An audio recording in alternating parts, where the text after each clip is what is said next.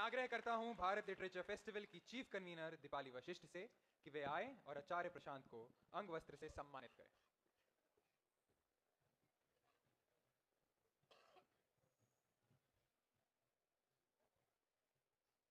जोरदार तालियां।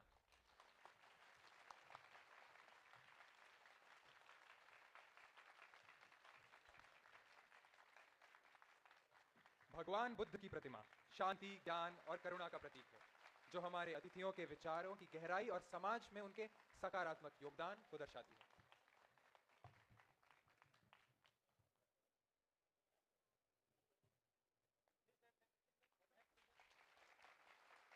मैं आग्रह करता हूं भारत लिटरेचर फेस्टिवल की चीफ कन्वीनर दीपाली वशिष्ठ से कि वे आएं और चित्रा त्रिपाठी को अंग वस्त्र से सम्मानित करें।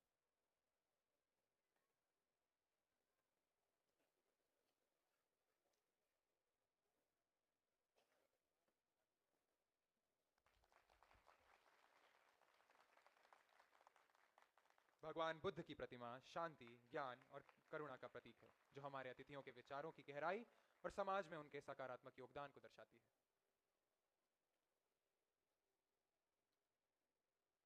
इस बार तालियों में वो आवाज नहीं आई। जोरदार तालियों से स्वागत करें।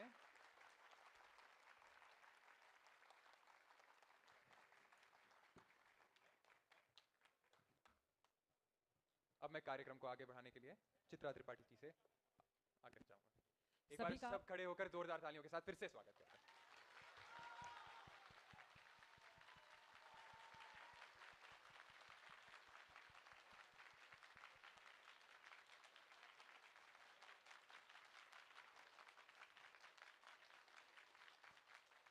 बहुत बहुत शुक्रिया। और भगवान बुद्ध की मूर्ति हमारे सामने है, तो मैं बुद्धम शरणम गच्छामि, धम्मम शरणम गच्छामि, इसी से शुरुआत करती हूँ। लेकिन जब भी आचार्य प्रशांत की बात होती है तो गीता का जिक्र करना बहुत जरूरी हो जाता है।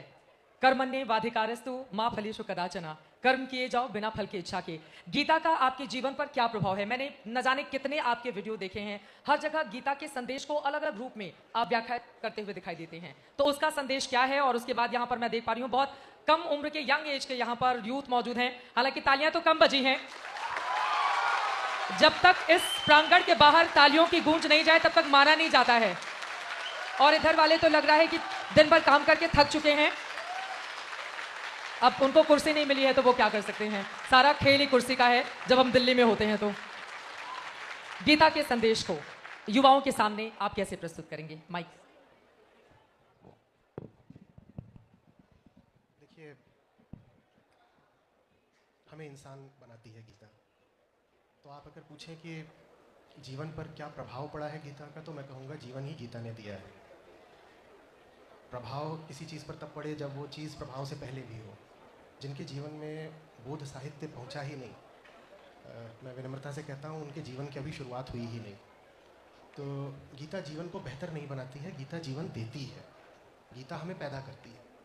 तो इसीलिए बहुत सारे जानने वालों ने, महापुरुषों ने गीता को माँ कहा है कि वो हमें पैदा ही करती है। उसके पहले तो हम वैसे ही होते हैं जैसे इंसान का बच्चा पैदा होता है तो पशुवत होता है, जानवर जैसे होते हैं हम। जब ज़िंदगी में समझ आती है, बोध की गहराई आती है, ऋषियों का, ज्ञानियों का सानिध्य आता है, तब जा कर के हम अपने आप को इंसान कहलाने के लायक बनते हैं। तो वही मेरा काम है, सब तक गीता का संदेश पहुंचा रहा हूं। और दुनिया के जितने भी उच्चतम बोध ग्रंथ हैं, मैं सबको गीता ही मानता हूं। तो वो सब गीता ही है।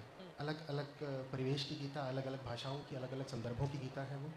तो वो लोगों तक ले जाना, और वो ले जाना इसलिए बहुत ज़रूरी है क्योंकि आज जो इंसान है, जिसको मैंने कहा कि पैदा तो वो जानवर ही होता है, उसके पास आर्थिक और नॉलेज की, सूचना की, तकनीकी ताकत बहुत आ गई है। उस तक अगर हमने समझ नहीं पहुंचाई तो वो पूरी दुनिया को ही तबाह कर डालेगा। तो इसलिए ये जो गीता मिशन है, ये आज सिर्फ ज़रूरी नहीं है, ये आज के युग की अनिवार्यता है, मैं ऐसा समझता हूँ। लेकिन जब हम गीता को पढ़ते हैं और कर्म के सिद्धांत को लेकर आगे बढ़ते हैं तो हमने ये भी महसूस किया है और देखा है, जब भगवान श्री कृष्ण अर्जुन को बता रहे होते हैं, अपने ही सामने कोई अपना खड़ा हो और उसके खिलाफ युद्ध करना हो। मौजूदा वक्त में भी हमने देखा है कई बार इस तरह की परिस्थितियां पैदा हो जाती हैं, खासतौर से युवाओं के सामने। तो इनको किस तरह से आप शिक्षित करेंगे, और गीता को अगर कुछ शब्दों में बांध कर इनके सामने प्रस्तुत करना हो ताकि इनके जीवन में बड़ा बदलाव आ पाए, तो आपका क्या संदेश होगा? देखिए, श्री कृष्ण कह रहे हैं कि दो तलों पर किसी से अपनापन हो सकता है। एक तो ये कि उससे जन्म का रिश्ता है, देह का रिश्ता है, खून का रिश्ता है, या कि परंपरा का रिश्ता है, समाज का रिश्ता है, संस्कृति का रिश्ता है, समय का रिश्ता है कि पड़ोसी है हमारा जिसके साथ 10 साल से पड़ोस है। तो एक तरह का अपनापन तो ये होता है कि मेरा भाई हो गया, या मेरा दोस्त हो गया, या मेरा पड़ोसी हो गया, या कि मेरे ही पंथ का, मेरे ही समुदाय का हो गया। ये एक तरह का अपनापन है। और दूसरे तरह का अपनापन होता है कि वो सब लोग जो अपनी ज़िंदगी को एक सार्थक दिशा में ले जा रहे हैं, मैं उनको अपना मानता हूँ। जो खुद ऊंचा उठना चाहता है और मुझे भी ऊंचाई देना चाहता है, मैं उसको अपना मानता हूँ। तो ये दो तरह का अपनापन होता है और गीता इनमें भेद करती है। नकार नहीं रही है। व्यवहारिक तल पर तो हमें वही अपने लगेंगे ना। अपने अपना भाई है, अपनी बहन है, तो वो अपने हैं, अपना पड़ोसी है, या जिन भी लोगों को हमने कह दिया माय देश कम्युनिटी है, तो वो अपने लगते हैं। तो गीता कह रही ठीक है वो अपने हैं, लेकिन उससे ऊंचा एक अपनापन होता है। और उससे ऊंचा अपनापन वो होता है वो जैसे कि अर्जुन के श्री कृष्ण अपने हैं। तो वहाँ कुरुक्षेत्र में खड़े होकर के अर्जुन ना अपनी माँ के वचन सुन रहे हैं, ना अपने बड़े भाई के वचन सुन रहे हैं, ना अपनी पत्नी के वचन सुन रहे हैं, जबकि उनके साथ भी अपनापन तो है, पर उनके साथ एक निचले दर्जे का अपनापन है। उसकी तुलना में श्री कृष्ण के साथ एक ऊंचाई का अपनापन, एक दूसरे तल का अपनापन है। तो कृष्ण कह रहे हैं जब इन दो तलों में संघर्ष आ जाए तो ऊपर वाले तल को चुनना, अपना उसे मानना जो तुम्हें ऊंचाइयां देता हो चेतना की। और जो तुम्हारे साथ शरीर के माध्यम से या संस्कारों के माध्यम से या समय और संयोग के माध्यम से भी जुड़े हुए हैं, अपने हैं, कोशिश करो कि उनसे भी अपनापन ऊंचे तल का हो सके। सिर्फ इसलिए कि किसी से खून का रिश्ता हो गया तो उससे जो अपनापन आता है वो कोई बहुत गहरा नहीं होता। गहरा अपनापन तब होता है जब आत्मिक अपनापन हो। तो गीता उस आत्मा की ओर हमको ले जाना चाहती है। लेकिन जब हम मौजूदा वक्त में हम देखते हैं, खून के रिश्ते का आपने जिक्र किया, बहुत सारे संबंध मौजूदा वक्त में वो विच्छेद हो रहे हैं, भाई भाई में हो, परिवार में हो, माँ बाप में हो, पति पत्नी का हो। तो उनके लिए क्या, क्योंकि जब भी हम इस बात का जिक्र करते हैं कि संबंधों का विच्छेद इतने बड़े पैमाने पर हर रोज इस तरह की खबरें आती हैं, उसको जोड़ने के लिए गीता का सार क्या है? और एक और सवाल जो मेरे जहन में है, देखिए आपने जिक्र किया कि जो हमें ऊपर लेकर जाए हमें उसके साथ जोड़ना चाहिए, लेकिन मेरा ये सवाल है उसी में जब बात आ जाती है कमियां ढूंढने की या आपको कमतर आंकने की, आलोचना करने की, तो आलोचना दो तरह की होती है। एक जो हमारी कमियों को सुधार कर आगे बढ़ने में मदद करती है, और दूसरी वो जो हमें मौजूदा वक्त में हम जहां पर खड़े हैं उसमें कमियां निकालकर हमें और पीछे ढकेलती है, हमारे कॉन्फिडेंस को, आत्मविश्वास को कमजोर करती चली जाती है। तो यहां पर हम कैसे भेद करें कि कौन हमें आगे लेकर जा रहा है? बहुत बढ़िया मुद्दा है। पहला संबंध विच्छेद का मुद्दा। देखिए, जिस निचले दर्जे के अपनेपन की हमने बात करी ना, वहाँ अपनापन संयोग से होता है। हम अपना पड़ोसी चुनते नहीं हैं आमतौर पर। हम ये भी नहीं चुनते कि हम पैदा कहाँ होंगे, हम अपने भाई बहन नहीं चुनते। हम स्कूल में गए, वहाँ कौन हमारी क्लास में हमारे सेक्शन में था, हमने ये भी नहीं चुना, और ऐसे ही लोगों से ज़्यादातर हमारी दोस्ती हो जाती है। तो वो भी संयोग की बात हो गई बहुत हद तक। आप इस पूरी दुनिया में किस जगह पर पैदा होंगे वो भी आपने नहीं चुना, आपने अपना लिंग भी नहीं चुना। तो वो जो साधारण दर्जे के अपनेपन होते हैं वो संयोगिक होते हैं। और नियम ये है कि जो चीज़ संयोग से आएगी वो संयोग के पलटने पर चली भी जाएगी। तो इसलिए संबंध विच्छेद हो जाता है। एक दिन था जब लहर उठी थी, संयोग की हवा चली थी, कोई बहुत पसंद आ गया था। दूसरा दिन आएगा जब हवा का रुख बदल जाएगा और जो कल बहुत पसंद था अब वो पराया सा लगेगा। अब आप ये बातें कह रहे हैं, मुझे दिल्ली का चुनाव याद आने लगा है। कौन अपना कौन पराया कल ही हो जाएगा। खैर, आप अपनी बात को आगे। तो अगर हम रिश्तों में स्थायित्व चाहते हैं, अगर हम ये चाहते हैं कि हमारे रिश्ते संयोग की दया पर आश्रित ना रहें, तो हमें उनको कोई ऐसा आधार देना पड़ेगा जो संयोगों से आगे का हो, संयोगों से आगे का हो। और वही जो आधार है जिस पर संयोग का, समय का, समाज का असर नहीं पड़ता, कृष्ण हमें वहाँ ले जाना चाहते हैं। शास्त्रीय तौर पर उसको आत्मा कहा गया है, जो संयोग से परे है, जो तुम्हें समय ने नहीं दे दिया। वो ऐसी चीज़ नहीं है कि बस यूं ही कोई प्रभाव पड़ा था तो आप पर छा गई और प्रभाव हटेगा तो वो हट जाएगी। वो चीज़ आपकी अपनी है। तो जब रिश्तों में वो आत्मिकता रहती है तो फिर रिश्ते आसानी से नहीं टूटते, और ना फिर रिश्तों में शोषण होता है। देखिए, भारत में अगर हम वैवाहिक संबंधों की बात करें तो वैसे भी रिश्ते टूटते तो नहीं है ज़्यादा। दुनिया भर में संबंध विच्छेद की, तलाक की सबसे कम दर भारत में ही है। लेकिन इतना ही काफ़ी नहीं होता ना कि दो लोग साथ रह रहे हैं, वो साथ रहने में एक रस भी होना चाहिए, एक मित्रता होनी चाहिए, आनंद होना चाहिए कि साथ रह नहीं रहे हैं। वो तभी आएगा जब रिश्ता उम्र के संयोगों के कारण नहीं बन गया। इसलिए भी नहीं बन गया कि कुंडली मिल गई, इसलिए भी नहीं मिल गया कि जाति मिल गई, इसलिए भी नहीं मिल गया कि किसी की शक्ल पसंद आ गई। जब उस रिश्ते का एक गहरा आधार होता है तो रिश्ता लंबा चलता है। तो रिश्ता भी अगर लंबा चलाना हो तो जाना तो आपको गीता की ओर ही पड़ेगा। और लोगों को डर लगता है कि अध्यात्म से रिश्ते टूट जाते हैं। ये बिल्कुल उल्टी बात हो गई ना। अध्यात्म रिश्तों को तोड़ता नहीं है, गहराई देता है। अध्यात्म रिश्तों को शुद्धि देता है, अध्यात्म रिश्तों को ताकत देता है।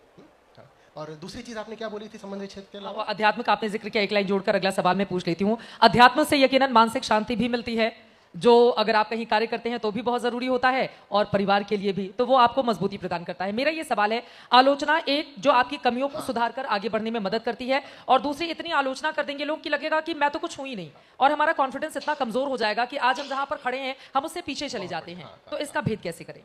इसमें तो भेद सामने वाले की नीयत में ही है। सबसे पहले किसी को बताना कि तुम ये गलती कर रहे हो और इसको सुधार लोगे तो बेहतर बन जाओगे, एक बात है। और किसी की सुधरने की क्षमता ही समाप्त कर देना बिल्कुल दूसरी बात है। तो जब ज्ञानियों ने कहा है कि निंदक नेरे राखिए, तो उनका आशय है कि वो जो सचमुच आपको उठाने के उद्देश्य से आपकी निंदा करता हो, ऐसी निंदा को आलोचना कहते हैं। उसमें लोचन शब्द है, माने देखना, कि जो देख पा रहा है कि सचमुच आप कहां पर गलती कर रहे हो, और जिसके पास खुद देख पाने की क्षमता है, तो ये भी जानता है कि दूसरे को उठाने में अपना भी हित है। तो वो एक बात होती है। और दूसरा ये कि ये आदमी खुद ही गिरा हुआ है, तो थोड़ा सा बेहतर अनुभव करने के लिए चाहता है दूसरे और ज्यादा गिर जाएं। तो ये हर समय लगा रहता है दूसरे की टांग खींचने में। वो जैसे वो पुराना है नहीं कि मेढक हैं और बाहर निकलना चाह रहे हैं, एक किसी बर्तन में फंस गए हैं और नीचे उसमें से गर्मी आ रही है, बाहर निकलना चाह रहे हैं। एक मेढक कूदने की कोशिश करता है तो नीचे से सब मिलके उसकी टांगें खींच लेते हैं। वो निशानी है ऐसे आदमी की जो न सिर्फ खुद चेतना के तल पर गिरा हुआ है, बल्कि उठना भी नहीं चाहता। और वो चाहता है कि मैं गिरा भी रहा हूं और फिर भी ऐसा महसूस करूं कि जैसे मैं बढ़िया हूं, उठा हुआ हूं। तो मैं कैसे अनुभव करूंगा अपने बारे में अच्छा? जैसे वो पुराना उदाहरण है कि अपनी लकीर छोटी है, लेकिन अपनी लकीर को बड़ा मानना है तो सामने वाले की लकीर भी छोटी कर दो, तो ये फिर सामने वाले को भी गिराने के लिए उत्सुक रहता है। दूसरा व्यक्ति होता है जिसकी लकीर अब इतनी बड़ी हो गई है कि उसे अपने लिए अब कोई खतरा नहीं, अपने लिए कोई कामना नहीं। उसको पता है उसकी लकीर अब छोटी हो नहीं सकती है, उसे बढ़ने का भी अब कोई शौक रहा नहीं। तो फिर वो सब छोटी लकीरों के पास जाता है और उनको बताता है कि तुम छोटे रह जा रहे हो, ये कारण है, तुम्हारी प्रगति में ये बाधा है। ये भी एक तरह से खोट बताने वाली ही बात है, लेकिन नियत का अंतर है। तो उनको बता रहा है कि तुम अगर ये सब बातें अपने मन से निकाल दोगे, अपने आचरण से निकाल दोगे, अपनी मान्यताओं से हटा दोगे, तो तुम भी एक ऊंची लकीर बन सकते हो। तो मैं ऐसे कहूंगा कि आलोचक का जीवन में स्वागत करिए, पर जो बस खराब नियत वाला निंदक हो, उससे बच के चलिए। ये बहुत सुंदर बात आपने कही है, और मैं अपना अनुभव शेयर करते हुए 4 लाइन में फिर मैं आगे बढ़ूंगी। मैं गोरखपुर की रहने वाली हूं, और 2005 की बात है। वहां पर मुझे बड़ा शौक था, मैं बहुत सामान्य परिवार में जन्मी, तो मुझे बड़ा शौक था मैं दिल्ली जैसे शहर में जाके नौकरी करूं। क्या ये ख्वाब कभी सच हो पाएगा, नहीं हो पाएगा? तो कुछ लोगों की, अब मध्यम वर्गीय सामान्य परिवार का बच्चा क्या करता है, अपने टीचर्स के पास जाकर या जो भी उसको योग्य लगता है उसके पास जाकर वो अपनी बातों को कहता है। तो मुझे आज भी अच्छे से याद है, ये 2005 का वाकया है कि जब मुझे कहा गया था कि इस लड़की के तो बड़े पंख निकल आए हैं, गोरखपुर में काम नहीं करना चाहती, इसको तो दिल्ली दिखाई देता है। और हम लोगों के पास उतने संसाधन भी नहीं थे, दिल्ली तो बहुत दूर की बात थी, टिकट खरीदना तक के लिए 10 बार सोचना पड़ता था। लेकिन आज मैं एबीपी न्यूज चैनल में वाइस प्रेसिडेंट हूं। मैं यहाँ पर रात के 9 बजे और शाम के 5 बजे का शो करती हूँ, और बहुत सारे आलोचक जिंदगी में आए, जिंदगी में चले गए, लेकिन जब हम अपने आत्मविश्वास को साथ में लेकर चलते हैं कि कुछ भी हो जाए, चिड़िया की आंख यही है, वही देखना है अर्जुन की तरह, तो फिर हमें इधर उधर भटकना नहीं चाहिए, खासतौर से युवाओं के लिए, क्योंकि अगल बगल बहुत सारे ऐसे लोग आचार्य जी हमारे जीवन का हिस्सा होते हैं, चाहते ना। और आजकल तो दिक्कत यह हो गई है कि अपनी खुशी में आदमी खुश नहीं होता है, दूसरों की खुशी देखकर वो ज्यादा परेशान हो जाता है। तो ऐसे लोगों से बहुत बच के रहने की जरूरत है, और खासतौर से जो नकारात्मकता फैलाते हों। अब मैं आ जाते हैं आपके बहुत सारे वीडियोस में, मैंने देखा है श्रुति और स्मृति का आप जिक्र करते हैं और लोगों को समझाते हैं कि लोगों को इसके बारे में फर्क नहीं पता। तो आज इतने सारे लोग, बहुत सारे यकीनन होंगे जिनको नहीं जानकारी होगी, तो आप कैसे बताएंगे कि श्रुति क्या है, स्मृति क्या है, और ये दोनों हमारे जीवन को लेकर आगे कैसे बढ़ते हैं? धन्यवाद आपका, आपने बहुत अच्छा मुद्दा उठाया। देखिए, जिसको हम हिंदू धर्म कहते हैं या सनातन धर्म कहने लगे हैं, इसकी एक बड़ी पुरानी और बहुत सारी शाखाओं वाली धारा रही है। जैसे एक बहुत लंबी नदी हो, तो उसमें हम जानते हैं ना, उसमें से बहुत सारी शाखाएं टूटती भी हैं और बहुत सारी छोटी नदियां आकर के उसमें मिलती भी हैं, जिन्हें हम कहते हैं ट्रिब्यूटरीज, डिस्ट्रीब्यूटरीज। तो ऐसा ही रहा है। तो उधर समझ लीजिए कि अफ़गानिस्तान से लेकर दूर आसाम तक और अरुणाचल तक और उधर इतना लंबा, उधर कश्मीर से लेकर के नीचे कन्याकुमारी तक, और 2000 साल इधर और 2000 मान लीजिए करीब 4 से 5000 साल का दायरा जब सारा जो बौद्ध साहित्य था वो रचा गया। और संवाद के, संप्रेषण के बहुत अच्छे साधन उपलब्ध नहीं रहे, क्योंकि हम बात कर रहे हैं ईसा से भी 2-2,500 साल पहले की। लेकिन बहुत सारे लोगों ने अपनी क्षमता के अनुसार जो भी उन्हें ऊंची से ऊंची बात लगती थी वो उन्होंने लिखी।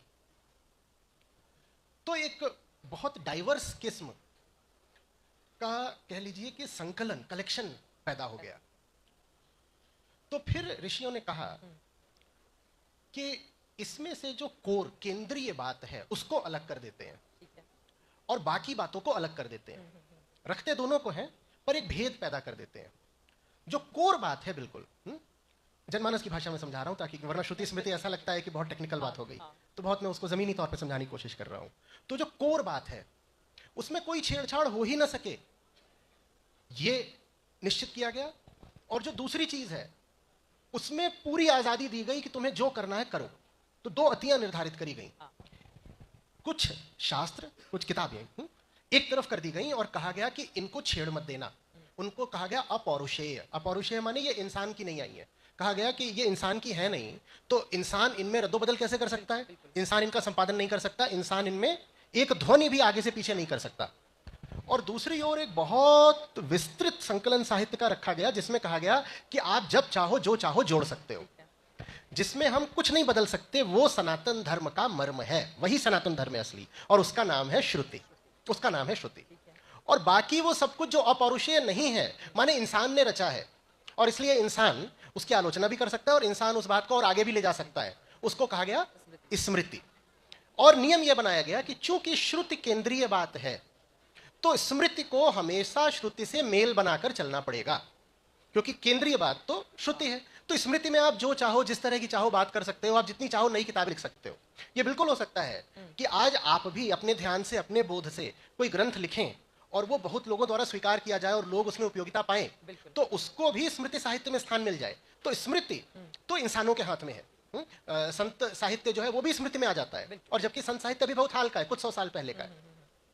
श्रुति में सिर्फ वेद और वेदांत आते हैं। वास्तव में वेद, वेदांत तो वेद का ही हिस्सा है। तो श्रुति माने वेद, और वेदों के भी 2 हिस्से हैं। एक वो जिसमें कर्मकांड है, जिसमें पूजा हवन यज्ञ की विधियां हैं, देवताओं की स्तुतियां हैं, ये सब है। और दूसरा वो जिसमें दर्शन है। तो वेदों में भी जो दर्शन है उसको माना गया वेदों का शिखर, इसलिए उसको नाम दिया गया वेदांत। तो वेद स्वयं ये कहते हैं कि हमारा जो उच्चतम हिस्सा है वो हमारा ज्ञान कांड है, इसलिए उसका नाम है वेदांत। वेदांत माने जहां पर वेद पहुंच करके अपनी निष्पत्ति पा जाते हैं, जो वेदों की ऊंचाई, आखिरी शिखर, पीक। तो श्रुति माने व्यवहारिक तौर पर हुआ वेदांत, वेदांत माने उपनिषद। और वेदांत को जब और व्यापक तौर पर हम लेते हैं तो प्रस्थानत्रयी आ जाती है, जिसमें उपनिषदों के अलावा फिर भगवत गीता और वेदांत सूत्र माने ब्रह्म सूत्र बादरायण के वो आ जाते हैं। तो बस इतना ही है जो अपौरुषेय है, इतना ही है जो कोर है हिंदू धर्म का। बाकी जो सब कुछ है वो बढ़िया है, अच्छा है, उसमें लालित्य हो सकता है, सौंदर्य हो सकता है, पर वो पूजनीय सिर्फ तब है जब वो उपनिषदों के साथ चलता हो, अन्यथा वो बहुत अच्छा साहित्य माना जाएगा। श्रुति आगे है, स्मृति पीछे है। बिल्कुल है, बिल्कुल है। मैं इसमें उदाहरण दिया करता हूं सुप्रीम कोर्ट का और जो लोअर कोर्ट्स होते हैं उनका।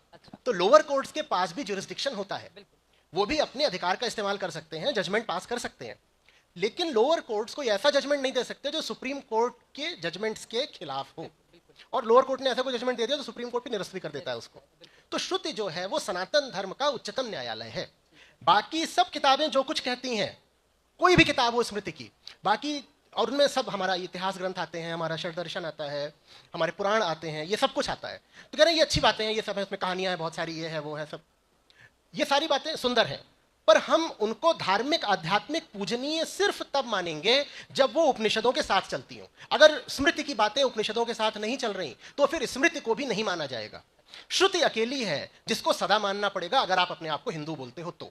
तो हिंदू धर्म जो है वो वास्तव में वेदांत का माने उपनिषदों का धर्म है। लेकिन चूंकि जैसा हमने कहा इतना पुराना है और एक इतना विराट क्षेत्र था जहां पर साहित्य की रचना हुई और सबने करी, तो हजारों ग्रंथ आ गए हैं। और आज भी ऐसा सहिष्णु है सनातन धर्म कि सबको अपने अपने ग्रंथ रचने की पूरी छूट है। आप जो कहना चाहते हो आप कह सकते हो, कट्टरता नहीं है। ऐसा नहीं है कि एक बात है, एक किताब है और कोई नई किताब आ नहीं सकती। आप चाहते हो आप आज भी कुछ बोल सकते हो, लेकिन एक व्यवस्था कर दी गई है कि भाई जो कुछ बोलना ऐसा बोलना कि उपनिषदों से वो मेल बिना कर चले। उपनिषदों के खिलाफ हो गए तो फिर जो तुम्हारी बात है वो तुम्हारे लिए ठीक हो सकती है, पर फिर आप ये नहीं कह सकते कि वो बात सनातन है। अब गड़बड़ क्या हो रही है कि स्मृति की जो बहुत सारी व्याख्याएं हैं जो आज प्रचलित हैं वो श्रुति सम्मत है ही नहीं। और अगर स्मृति की व्याख्या श्रुति सम्मत नहीं है तो वो स्मृति फिर हिंदू धर्म की नहीं मानी जा सकती। और ज्यादातर जो हिंदू हैं, जब उनसे कहा जाए कि तुम कौन से ग्रंथ को पढ़ते हो, पालन करते हो, तो वो किसी स्मृति ग्रंथ का ही नाम लेंगे। स्मृति ग्रंथ को आप पूजें, ये निसंदेह अच्छी बात है, लेकिन आपको स्मृति का अर्थ वो करना पड़ेगा जो श्रुति के साथ चले। अगर आप स्मृति को पूज रहे हो और उसका अर्थ ऐसा है जो उपनिषदों की बात से बिल्कुल अलग है, जो कि हो रहा है आज, 99% लोग स्मृति को न जाने क्या अपना मनगढ़ंत अर्थ दिए हुए हैं, तो फिर वो जो आप स्मृति का अर्थ कर रहे हो वो आपको मुबारक हो, लेकिन वो सनातन अर्थ नहीं है। कई बार बदली हुई परिस्थितियों में हमने, अब तुलसीदास जी ने जो लिखा है उसको भी समय समय पर परिवर्तित किया जाता रहा है और हमने देखा है कि मौजूदा वक्त में उसको लेकर कितने सवाल रामचरितमानस के तौर पर भी उठते हैं। अब उस पर नहीं जाते हुए बहुत सारे लोग हैं यहाँ पर, क्योंकि ये चर्चा चलेगी तो शास्त्रार्थ को लेकर बहुत लंबा विषय होता है और उसमें काफी वक्त लग जाता है। जो युवा आबादी इस वक्त हमारे सामने है उनके लिए आपके पास क्या खास है? कई बार हमने देखा है अपने आत्मविश्वास को कमजोर करते हुए, अकेले बैठकर रोते हुए, अगर कहीं फेल हो गए तो कई लोगों के दिमाग में गलत कदम उठाने की भी इस तरह की भावनाएं आती हैं जो बहुत बुरी होती हैं। कई अपने परिवार से या समाज से एक दूरी बना लेते हैं। तो ऐसे लोग जो हमारे सामने हैं जिनके जीवन की ये अलग अलग व्यवहारिक समस्याएं हैं, उन समस्याओं को ये कैसे दूर करें? और इससे भी इतर देखिए, सोशल मीडिया का आचार्य जी जमाना है और मोबाइल पर सब कुछ केंद्रित है और मोबाइल का इस्तेमाल ये लोग ज्यादा करते हैं, लेकिन मोबाइल की एक दिक्कत ये भी है कि जो हम पढ़ते हैं वो बहुत लंबे समय तक याद नहीं रहता, जबकि अगर हम किताबों में उसको पढ़ेंगे तो वो बहुत लंबे समय तक हमें याद रहता है। तो इनके लिए आपके पास क्या शिक्षा है ताकि ये अपने जीवन को बदल पाएं और जो भी इनका लक्ष्य है, जो सपना है, अपने माँ बाप की जो इच्छा है या समाज के लिए इनका जो कॉन्ट्रीब्यूशन होना चाहिए उसमें ये आगे बढ़ सकें? जवान आदमी को मजबूरी एकदम शोभा नहीं देती, एकदम।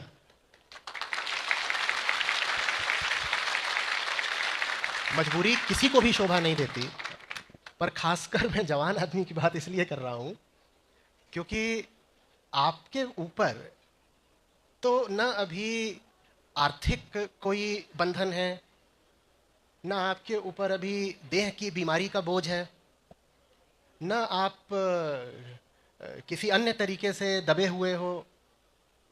तो आपकी मजबूरी तो बस एक जगह से आती है, मान्यता। मान्यता आपकी ऊर्जा अभिव्यक्ति नहीं पा रही है, उनके कारण ही आपको बहुत दबा कुचला सा, बहुत संकुचित जीवन जीने पर मजबूर होना पड़ रहा है। तो मैं कहा करता हूं कि अपनी मजबूरियों को परखो तो सही और पूछो अपने आप से, इज इट नेसेसरी? है तो, पर क्या आवश्यक है? मैं नहीं कह रहा हूं कि काल्पनिक है मजबूरियां आपकी, लगती है आपको तो होगी, पर क्या जरूरी है, आवश्यक है?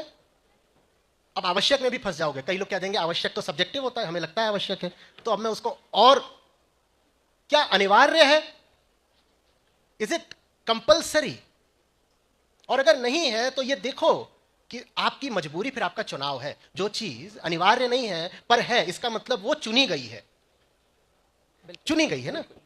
तो जो आप चुन करके जीवन में ला सकते हो उसको आप चुन करके जीवन से हटा सकते हैं। बोलो, हटा भी तो सकते हो ना। हाँ, तो देखो कि जो भी आपको तकलीफें हैं, दुख हैं, विषमताएं हैं, वो आपके चुनाव हैं और वो जिंदगी में आपकी तभी तक है जब तक आप उनको पाल पोस रहे हो, दाना पानी दे रहे हो। हम अपनी तकलीफों को, अपनी कमजोरियों को खुद ही पोषण देते हैं।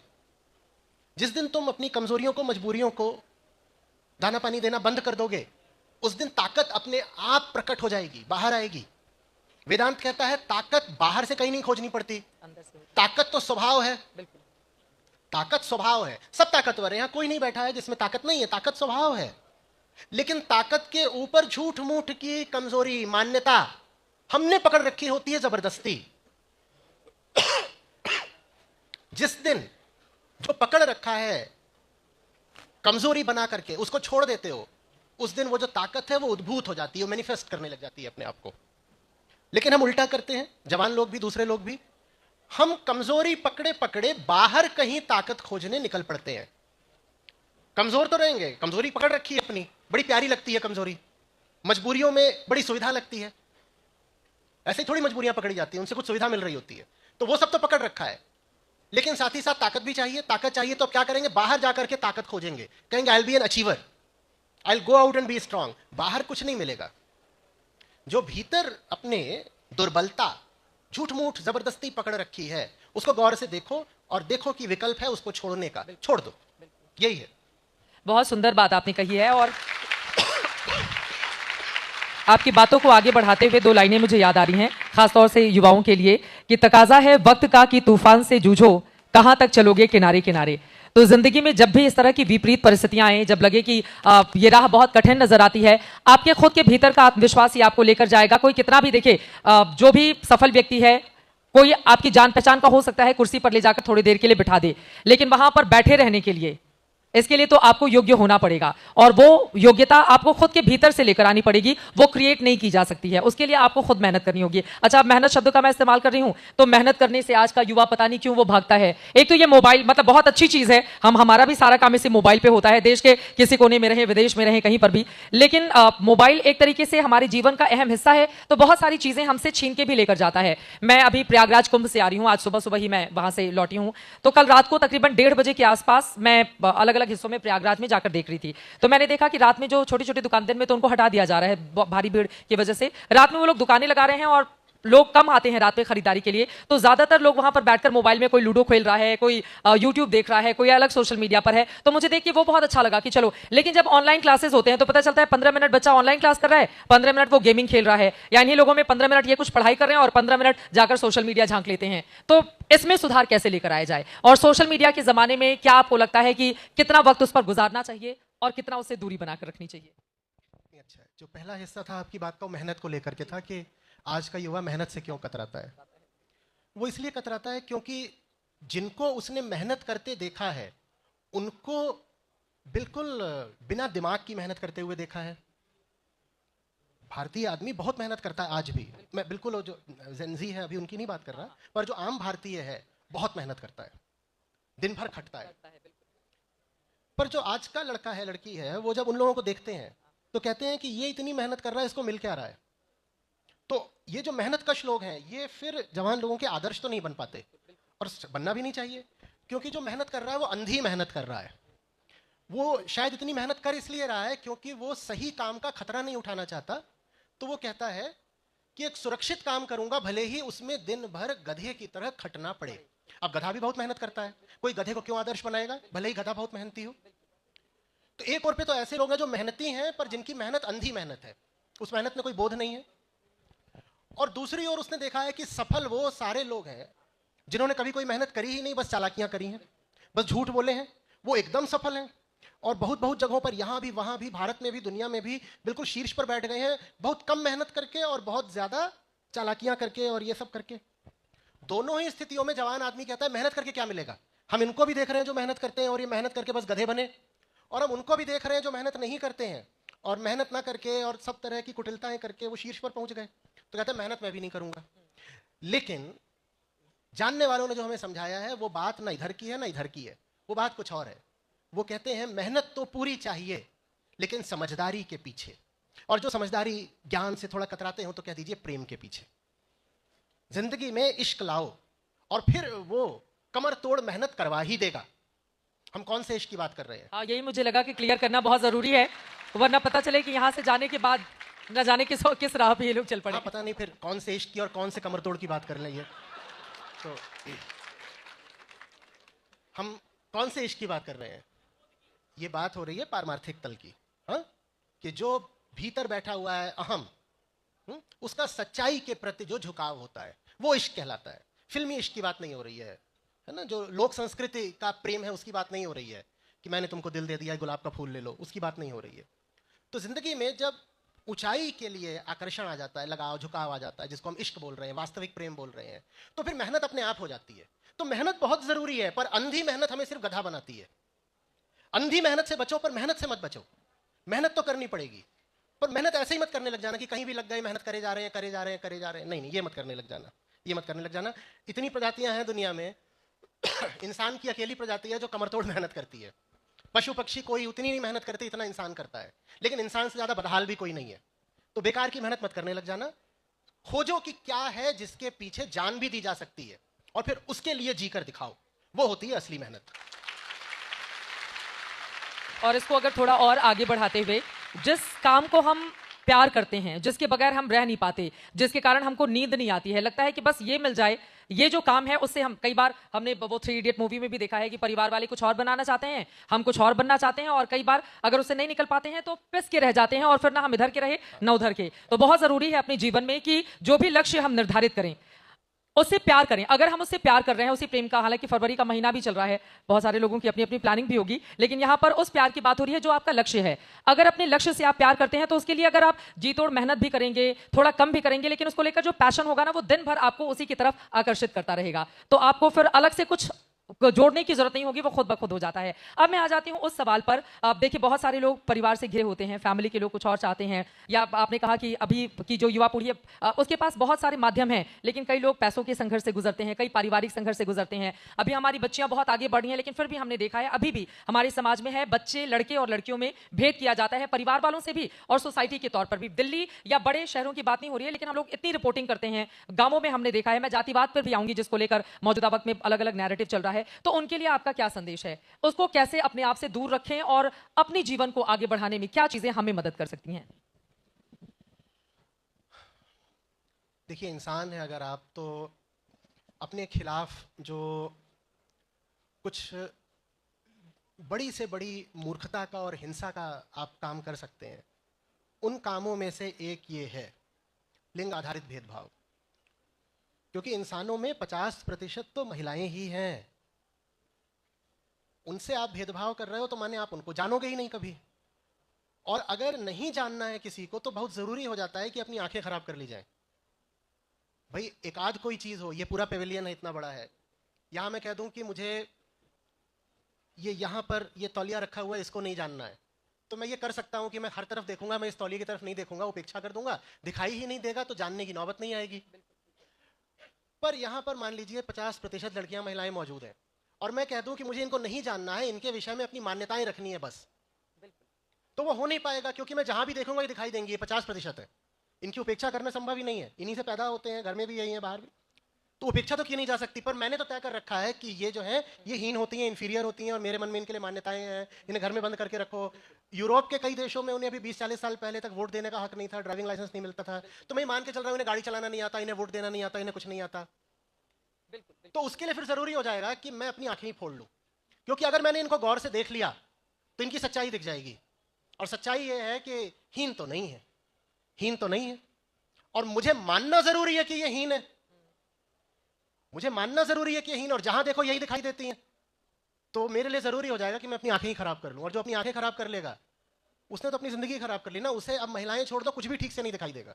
आचार्य जी, लेकिन बहुत सारे माँ बाप के लिए, मैं 2 लाइन में चाहूंगी आप जरूर कहें, जो अपनी बच्चियों को आगे बढ़ने से, या बहुत सारी सामाजिक जो भी हो परिस्थितियां, उसकी वजह से वो उनको रोकते हैं, तो उनके लिए जब आप जैसे लोग बोलेंगे तो मुझे लगता है कि काफी ज्यादा असर पड़ेगा। जो अपनी बच्चियों को आगे बढ़े, उनका क्या होता है, अच्छा पढ़ लिख गई, अब इसकी शादी करके अपनी जिम्मेदारी खत्म कर लेनी है, अच्छा हमारे पास पैसा है बैंक में, ये पैसा खर्च नहीं करना है, इसको दहेज में देना है। हालांकि अब वो तमाम कुरीतियां टूट रही हैं, लेकिन फिर भी लड़कियों को ये उनके दिमाग में डालने के बजाय कि नहीं, 18 साल के बाद आपको नौकरी करनी है, इस समय के बाद आपको अपने पैरों पर खड़ा होना है, इस समय आपके पास इतना पैसा होना चाहिए, उसके बाद आप आगे की बात सोचें। हम बचपन से ही भरने लगते हैं कि बड़े होकर शादी करनी है, तुम तो पराया धन हो, तुम ये, मतलब आपको लाखों लाख लोग सुनते हैं और देश के कोने कोने तक आपके वीडियोस जाते हैं। तो उन माँ बाप के लिए आपका क्या संदेश है? देखिए, माँ बाप को तो लगातार संदेश देता ही रहता हूँ, और आपने ठीक कहा, लाखों लोगों तक बात जाती है। मैं समझता हूँ लाखों महिलाओं के जीवन पर प्रभाव भी पड़ा होगा, शायद बहुतों की जिंदगी पूरी तरह बदल गई है, बिल्कुल हुआ है। और माँ बाप को तो लगातार बोलता ही रहता हूँ कि अगर अपने आप को हकदार मानते हो बाप बोलने के या माँ बोलने के, तो फिर इंसाफ करो बच्ची के साथ। उनको तो बोलता ही रहता हूँ। पर एक बात और है उससे आगे की भी, बच्ची के साथ तब नाइंसाफी हो सकती है जब वो बच्ची थी, पर एक बार वो 16-18 की हो गई, 25 या 35 की हो गई, तो वो उस नाइंसाफी को आत्मसात कर चुकी होती है। बिल्कुल सच बात है। ये जिस लिंग आधारित भेदभाव की हम बात कर रहे हैं ना, इसको करने वाले सिर्फ पुरुष ही नहीं है, महिलाएं दूसरी महिलाओं के खिलाफ भी करती हैं, और खतरनाक बात यह कि महिलाएं खुद अपने खिलाफ भी करती हैं। बिल्कुल। और उसमें बहुत सारा रोल होता है टीवी सीरियल का, आप उठाकर देख लें तो उसमें एक महिला दूसरी महिला को पीछे खींचने में लगातार लगी रहती है, और घर में महिलाएं गौर से इतना देखती हैं, फिर टीवी बंद करने के बाद उन चीजों को वो घर में अप्लाई करती हैं। अब महिला 35 साल की हो गई है मान लीजिए, ये तक हो सकता है कि माँ बाप दोनों गुजर गए हों, माँ बाप तो इस दुनिया में ही नहीं है, लेकिन वो आज भी स्वयं को हीन मानती है और वो अपनी बच्ची में भी हीनता के संस्कार भर रही है। तो आखिरी जिम्मेदारी तो महिला को स्वयं उठानी पड़ेगी। दूसरे ने आपके साथ जो किया सो किया, आप अपने साथ बुरा क्यों कर रहे हो? बिल्कुल। दूसरे ने आप पर कुछ प्रभाव, कुछ संस्कार डाले तो डाले, और तब आप असहाय थी, दुर्बल थी, आपने स्वीकार कर लिया, पर आज भी क्यों स्वीकार करे हुए हो? अब तो 18 पार कर गए ना, मैं तो कह रहा हूं 35 की हो गई, 55 की हो गई। तो महिलाओं की दुर्बलता का एक बहुत बड़ा कारण यह है कि महिलाएं स्वयं ही उस दुर्बलता के साथ सामंजस्य बना बैठी हैं, एडजस्ट हो गई हैं। और जो व्यवस्था चलती है ना पितृ प्रधान, उसमें इतना ही नहीं किया जाता कि बस शोषण कर लो महिला का, शोषण के एवज में उन्हें कुछ सुख सुविधाएं भी दे दी जाती हैं, और उन सुख सुविधाओं की लत लग जाती है। सब जानते हैं, महिलाओं का हितैषी हूं इसलिए बोल रहा हूं। माँ बाप को इतना बोला है मैंने, इतना बोला है मैंने कि लड़कियों के साथ भेदभाव करते हो, कि उनको और बोलने का मैं कोई तुक नहीं समझता। तो मैं महिलाओं से बात कर रहा हूं सीधे, मैं पूछ रहा हूं कि आप ये बार्गेन स्वीकार क्यों करते हो? इसको फॉस्टियन बार्गेन बोलते हैं, जहां आदमी अपनी एक तरह से अपनी अपनी अपनी अपनी आत्मा बेच देता है। बिल्कुल। कुछ सुख सुविधाओं स्वार्थ के एवज में कि कुछ चीजें मिल रही हैं, बैठे बिठाए मिलेगा, खाने को मिलेगा, घर में हो, ऐसा हो वैसा हो, तुम्हें काम करने की जरूरत क्या है, तुम्हें आजादी की जरूरत क्या है, तुम्हें देवी मान के पूजेंगे ना, तुम घर संभालो, तुम माँ हो, और माँ तो पूजनीय होती है, ये सब बातें। बिल्कुल। महिला जब तक अपनी प्रगति का और मुक्ति का बीड़ा स्वयं नहीं उठाएगी, दूसरों से शिकायत करना और दूसरों से उम्मीद करना बात को बहुत नहीं आगे ले जा सकता, क्योंकि दूसरों के पास अपनी जिंदगी है भाई, और इस दुनिया में इतना निस्वार्थ, इतना निष्काम कोई होता नहीं। बिल्कुल, बिल्कुल। कि दूसरे के लिए अपनी जान दे दे। तो जिसको अपनी जिंदगी बचानी है, जिसको खुद बेहतरी करनी है, उसे अपना जिम्मा खुद लेना पड़ेगा। बिल्कुल, बिल्कुल। तो अब आप लोगों के ऊपर है कि आपको अपनी जिंदगी कहां तक ले जानी है।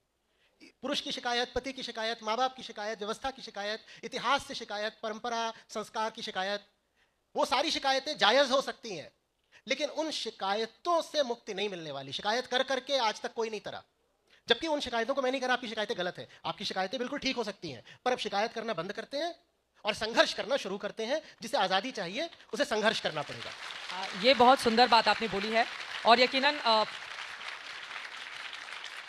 जब भी इस तरह की परिस्थिति आए तो खुद से पूछ लेना चाहिए कि हमें अपनी जिंदगी से क्या चाहिए। कई बार उंगली पकड़ के माँ बाप एक छोर तक पहुंचाते हैं, वहां से कोई और मिलता है, दूसरी छोर तक ले जाता है। बच्चा पैदा होने के बाद जिंदगी महिलाओं की और बदल जाती है। तो जैसे जैसे महिलाओं के ये जो जीवन के चरण है वो आगे बढ़ते रहते हैं, लेकिन एक बार शांति से बैठ करके खुद से पूछ लेना चाहिए कि हमें क्या चाहिए और हम किन चीजों में अपने आप को संतोष का अनुभव कराते हैं, हम किन चीजों से खुश हैं। और मुझे लगता है कि आज की तारीख में बहुत कम ऐसा होता है जब महिला के पास इतना समय हो कि वो खुद से ये सवाल करे। ये सवाल इसलिए भी जरूरी है, और आचार्य जी मैंने तो देखा है, जैसे हम लोग तो नौकरी करते हैं, अच्छी पोजीशन पर आ चुके हैं, लेकिन हालांकि इसके पीछे बहुत लंबा संघर्ष है, संघर्ष पीछे छूट जाते हैं जब सफलता सामने होती हो तो। लेकिन बहुत सारी महिलाएं जो घर का कामकाज करती हैं उनको गिना ही नहीं जाता है।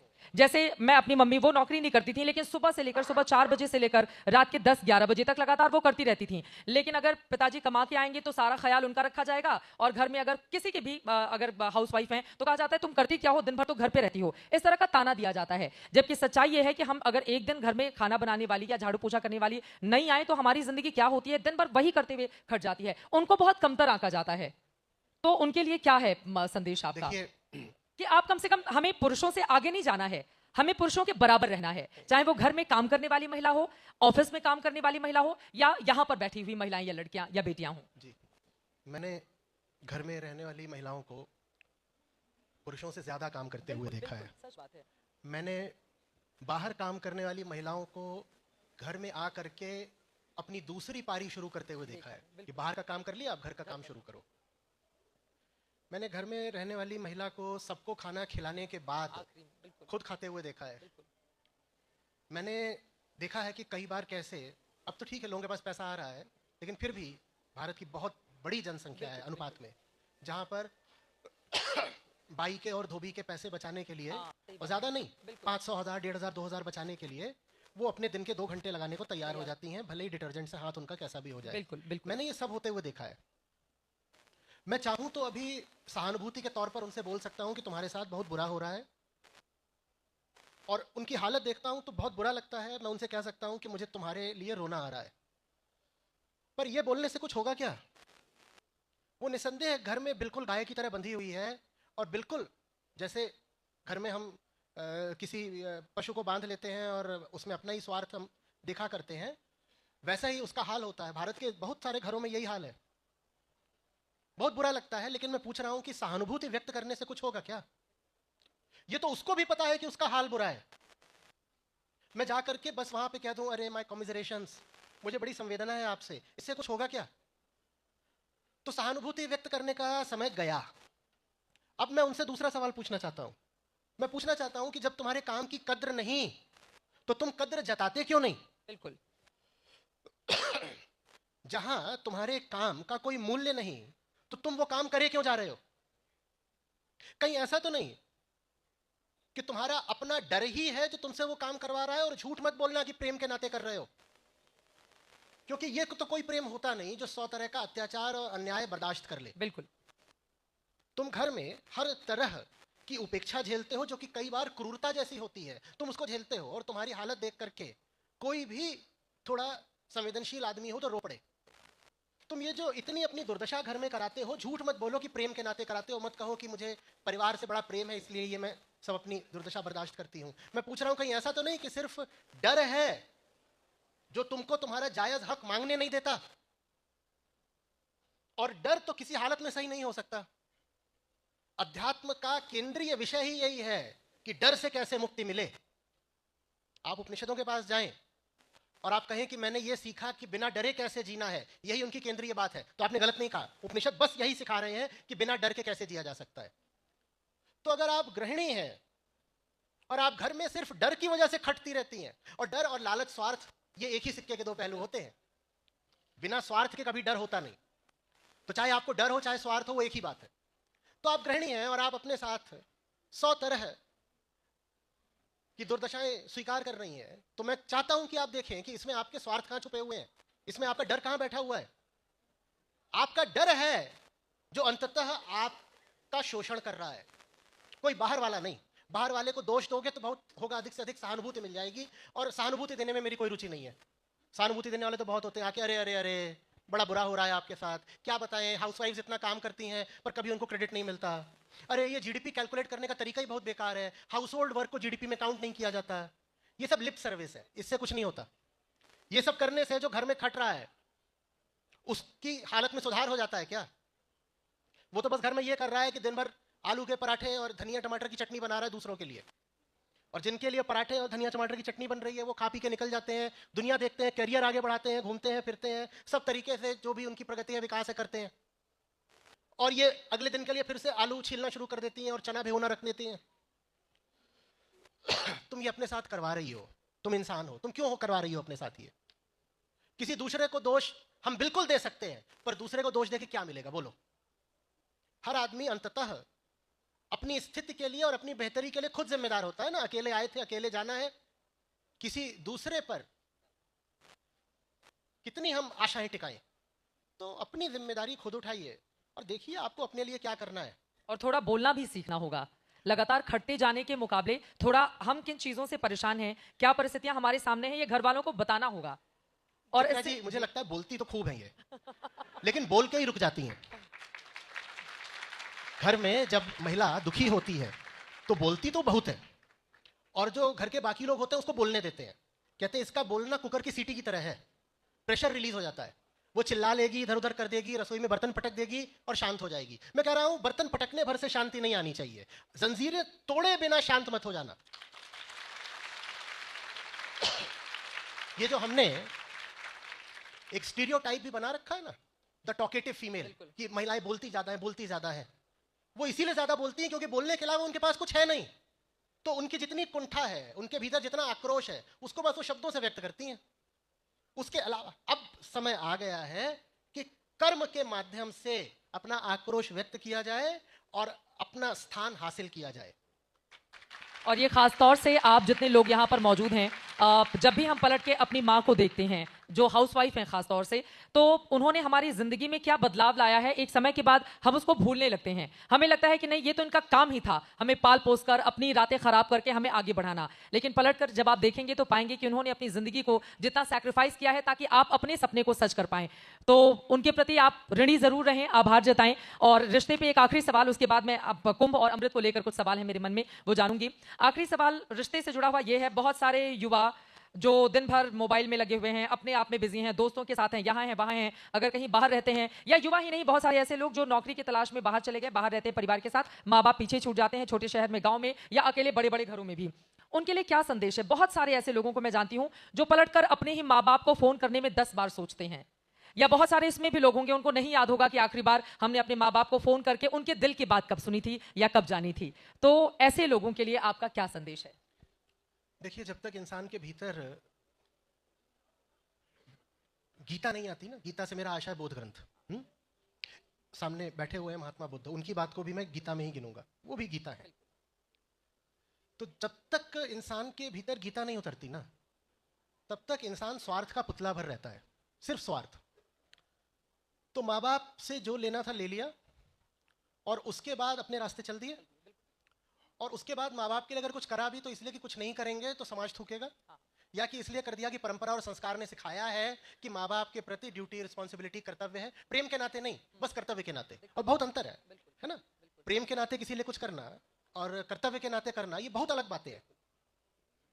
प्रेम हमारे पास होता नहीं है ना, हम ये गिन पाते हैं कि दूसरे से हमको मिला क्या है। ठीक है, बिल्कुल हो सकता है कि आपके माँ बाप बहुत पढ़े लिखे ना हो, गांव कस्बे के हैं, आप आज बाहर निकल गए, जैसे आपने कहा कहीं बाहर निकल गए हैं, अब आप ऊंची पढ़ाई कर रहे हैं, आपकी कहीं जॉब लग गई है, कुछ हो गया है, पर कुछ मूलभूत बातें तो थोड़ा बताइएगा। अगर आपको वो वैक्सीनेशन ना कराते, टिटनेस वगैरह के टीके ना लगाते तो आप चल जाते। हाँ, देखिए, जब माँ बाप बच्चों पर छाते हैं और उनकी चेतना को अवरुद्ध करने का काम करते हैं, तो मैं माँ बाप को थोड़ी डांट लगाता हूं। लेकिन जब ये जो बच्चे हैं, इन पर स्वार्थ इतना छा जाता है कि ये भी याद नहीं रखते कि एक दिन था जब तुम बिल्कुल असहाय थे, मजबूर थे, और दो लोगों ने तुम्हारे लिए बहुत कुछ किया है। ठीक है, उन्होंने भी हो सकता है अपने अज्ञान में करा हो, ठीक है, तुम्हारे लिए कुछ करने में हो सकता है उनका भी स्वार्थ हो, पर जितना भी उन्होंने करा है, क्या तुम उतने का भी ऋण अभी तक चुका पाए हो?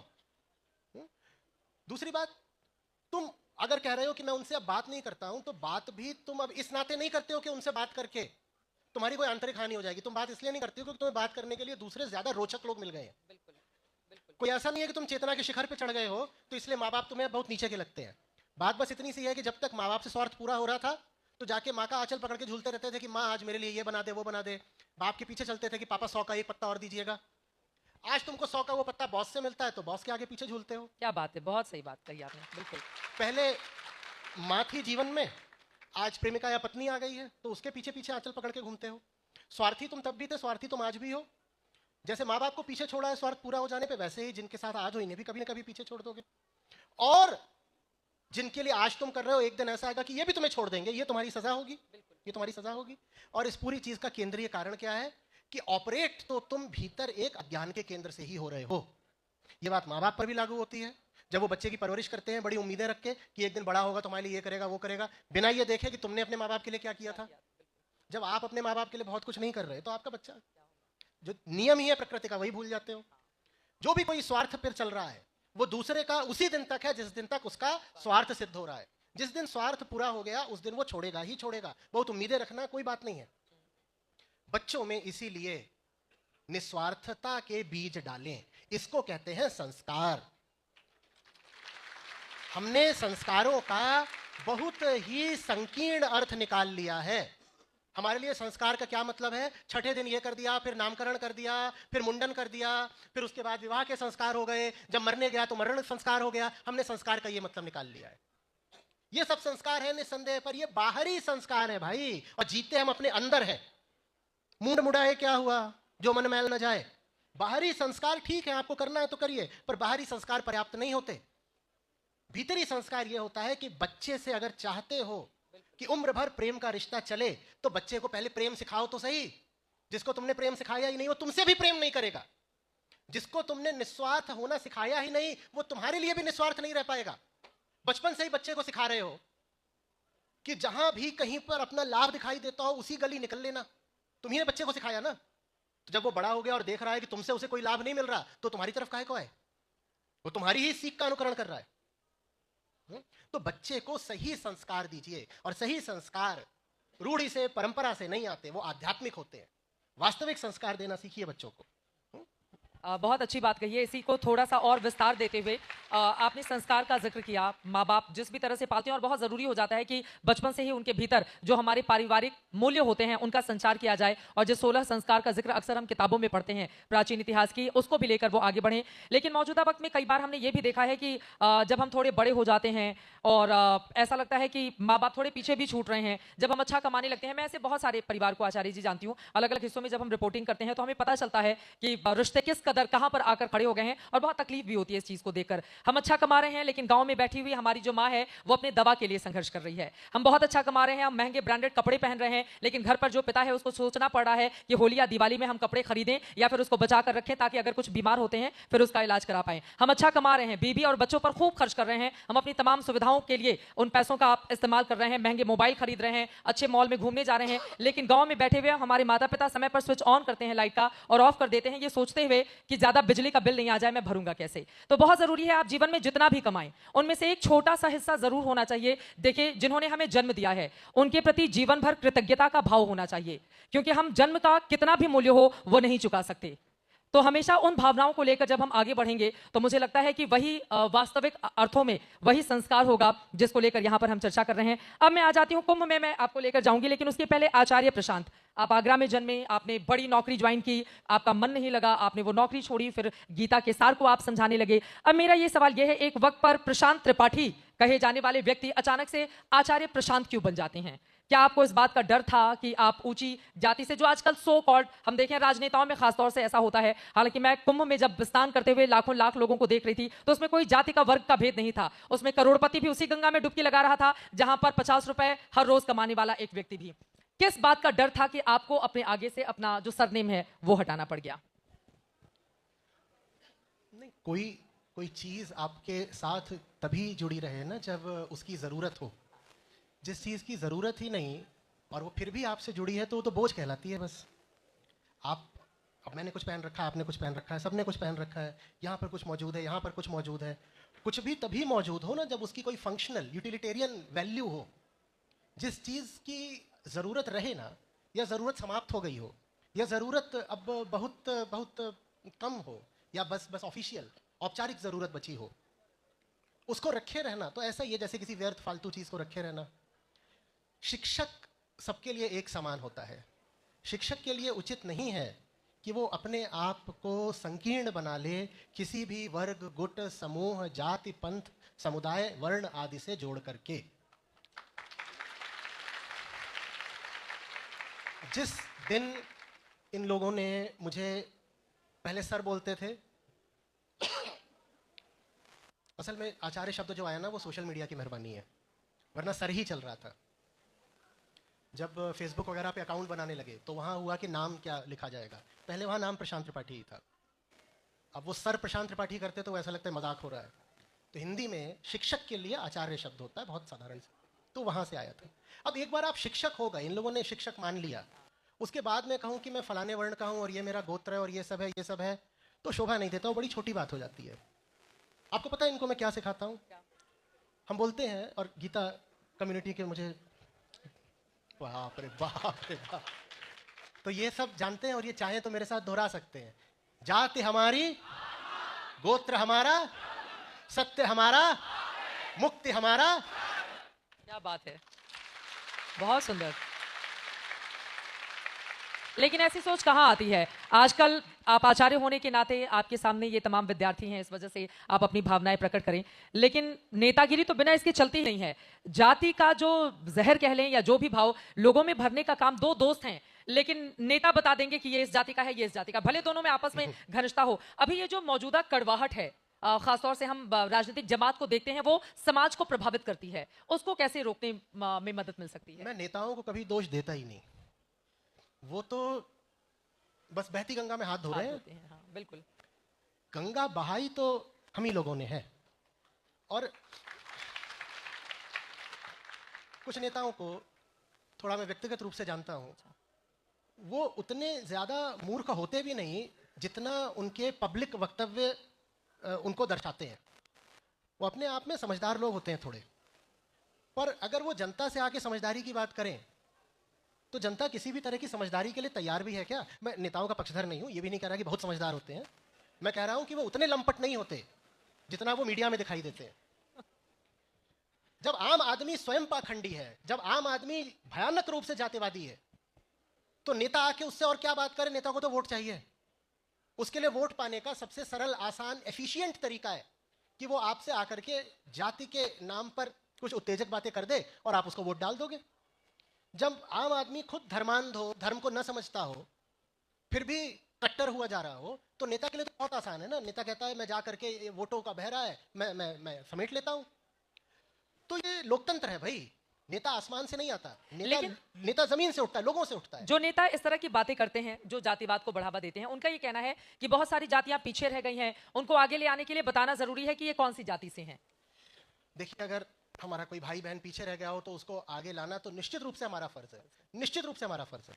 जिस हद तक किसी की जाति को जानना या किसी को जाति से संबोधित करना जरूरी है ईमानदारी से, उसको ऊपर उठाने के लिए, उस हद तक, सिर्फ उस हद तक उसकी जाति महत्वपूर्ण हो जाती है, सिर्फ उस हद तक। लेकिन आप किसी को उठाने के लिए उसकी जाति पूछ रहे हो, ये एक बात है, और आप किसी को फंसाने के लिए उसकी जाति पूछ रहे हो, ये बिल्कुल दूसरी बात है। मुझे कम दिखाई दे रहा है, मुझे कम दिखाई दे रहा है। आप आकर के मुझसे पूछो कि तुम ही हो ना वो जिसे कम दिखाई देता है क्योंकि तुम्हारे साथ अतीत में अत्याचार हुए हैं, अतीत में हुआ था, मान लिया मेरे साथ कुछ हुआ था और कुछ ऐसा कर दिया गया कि मुझे कम दिखाई दे रहा है, ठीक है। अब ये आके पूछे तुम्हें कम दिखाई दे रहा है, तो एक तो ये हो सकता है कि ये चाहते हैं कि मेरा इलाज हो जाए और जितने मेरे भाई बहन हैं मैं भी उन्हीं के बराबर साफ साफ देख पाऊं, एक ये हो सकता है। और दूसरा ये हो सकता है कि जैसे ही मैंने बोला कि मुझे कम दिखाई दे रहा है, वैसे ही आगे मेरा जो रुपया पैसा रखा था ये लेके चंपत हो गए कि इसको तो वैसे ही कम दिखाई दे रहा है तो इसको और लूट लो। तो जाति पर आधारित जितना डिस्कोर्स है उसमें से अधिकतर वो है जो पिछड़े हुओं को और पिछड़ा रखने के लिए है। उसमें वो सहृदयता, वो ईमानदारी बहुत कम है कि मैं उसकी जाति नहीं देख रहा, मैं इंसान देख रहा हूं, मैं अपना भाई देख रहा हूं, और अगर वो पीछे है तो उसको अपने बराबर लेके आना मेरी जिम्मेदारी है। और मैं समझता हूं जब तक हम अपने आप को जाति से संबोधित करते रहेंगे ना, तब तक दूसरे की भी हमें जाति ही दिखाई देगी। बड़ा मुश्किल है कि मैं खुद को तो कहूं कि मैं अमुक जाति का हूं और दूसरों का नहीं भाई हम जातिवादी नहीं है, तुम बस इंसान हो और तुम हमारे भाई हो और हम तुम्हारी मदद करना चाहते हैं। व्यवहारिक रूप से ऐसा हो नहीं पाएगा। हमारे समाज की ये एक विडंबना ही है कि जाति है जो जाति ही नहीं है। जातिगत जनगणना क्या आपको लगता है कि वो देश के लिए जरूरी है? जो बात अभी कही, हाँ। जातिगत जनगणना के पीछे नियत क्या है और उस डेटा का इस्तेमाल क्या होने वाला है? अगर तो नियत ये है कि पता चल गया कि कौन सी कॉन्स्टिट्यूएंसी में कितने प्रतिशत ये है और कितने प्रतिशत ये है तो कितने प्रतिशत ये है, तो हमारा फिर जो वोट का एल्गोरिदम है उसको हम ज्यादा एक्यूरेट डेटा फीड कर पाएंगे और हमारी वोट गैदरिंग मशीन ज्यादा एफिशिएंटली रन कर पाएगी। तब तो इससे गिरा हुआ काम नहीं हो सकता कि आपने जाकर के एग्जैक्टली पता कर लिया कि इस कॉन्स्टिट्यूएंसी में यादव इतने प्रतिशत हैं और कोली इतने प्रतिशत हैं और ब्राह्मण इतने प्रतिशत हैं। पहले तो आप अनुमान पे चलते थे कि शायद 4 से 6% है, अब आपको बिल्कुल ठीक ठीक पता चल गया 4.23%, वो भी इन क्षेत्रों में कॉन्सेंट्रेटेड है। तो सोचिए, ये जानने के बाद अब आप कितने घोर रूप से जातिवादी कैंपेनिंग करेंगे ना। तो अगर इसलिए जातिगत जनगणना करनी है तो धिक्कार है, लेकिन अगर आप सचमुच ये इस्तेमाल करने वाले हो डेटा का कि मुझे पता चल गया कि उस पॉकेट में ऐसे लोग कॉन्सेंट्रेटेड हैं जिनको मदद की जरूरत है, जिन तक सहायता पहुंचाए जाने की जरूरत है, ये वो जगह है जहां नए स्कूल खोलने की जरूरत है, ये वो जगह है जहां पर अस्पतालों की जरूरत है या महिला सशक्तिकरण केंद्रों की जरूरत है, तब ये जो कास्ट बेस्ड डेटा है तब ये उपयोगी हो जाएगा। बात हमारी नियत की है। हाँ, लेकिन नियत 1931 के बाद तो जातिगत जनगणना यूपीए शासनकाल में 2011-12 में हुई, लेकिन वो आंकड़े जारी नहीं किए गए। लेकिन मौजूदा वक्त में इतना ज्यादा जाति हो रही है, इस वजह से ये सवाल पूछना बहुत जरूरी था, क्योंकि आपको फॉलो करने वाले बहुत बड़ी तादाद में लोग हैं और उनके मन में जो भी भ्रम हो, जो भी शंकाएं हो, उसका समाधान होना चाहिए। अब मैं आपको लेकर चलती हूँ कुंभ। देखिए, एबीपी न्यूज पर मैं खुद मौनी अमावस्या के दिन जो भगदड़ हुई थी, मैं वहीं पर थी और हमने कवरेज भी की। 30 लोगों के मारे जाने का दावा सरकार की ओर से किया गया है। लेकिन मैंने ये भी देखा कि जिस सनातन धर्म का हम जिक्र करते हैं और उस सनातन धर्म के एक जागृत स्वरूप को देखना हो, तो कुंभ में जब आप जाएंगे तो एक बिल्कुल अलग दुनिया पाएंगे। अभी तक तकरीबन 37 करोड़ लोग वहां पर डुबकी लगा चुके हैं, जो अपने आप में न जाने कितने देशों की आबादी को पीछे छोड़कर आगे बढ़ चुका है। अब जिस अमृत कलश की हम बात करते हैं, हमने पौराणिक कथाओं में सुना है, जाना है, समझा है कि समुद्र मंथन हुआ, अमृत निकला, फिर उसकी बूंदे गिरी और उसके बाद 12 सालों में महाकुंभ का आयोजन होता है। अमृत क्या है, अगर आपके शब्दों में हम जानना चाहें? चलिए, बिल्कुल एकदम जमीन पर ला करके कोशिश करते हैं सबके लिए। तो हम जो होते हैं ना, कभी अकेले नहीं रह पाते। जिसे मैं कहते हैं अहम, ईगो, सेल्फ, वो हमेशा जुड़ता है किसी से, और जिससे जुड़ता है वही उसकी जिंदगी बन जाता है। उदाहरण के लिए पहली चीज जिससे हम जुड़े होते हैं वो तो बॉडी ही होती है, देह। हर आदमी कहता है मैं ये हूं, मैं, मेरी सुनो, तो हम देह को छू के बोलते हैं, तो हम इससे जुड़े होते हैं। ये तो शारीरिक तल पे हो गया। उसके बाद मानसिक तल पर हम पैसे से जुड़ जाते हैं कि पैसे से हम जुड़ गए हैं, मेरी आइडेंटिटी पैसा बन गया है।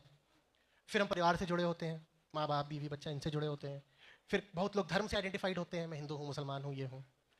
फिर कोई किसी विचारधारा से आइडेंटिफाइड हो सकता है, मैं कम्युनिस्ट हूँ, मैं ऐसा हूँ। हर आदमी किसी ना किसी चीज़ से जुड़ा होता है।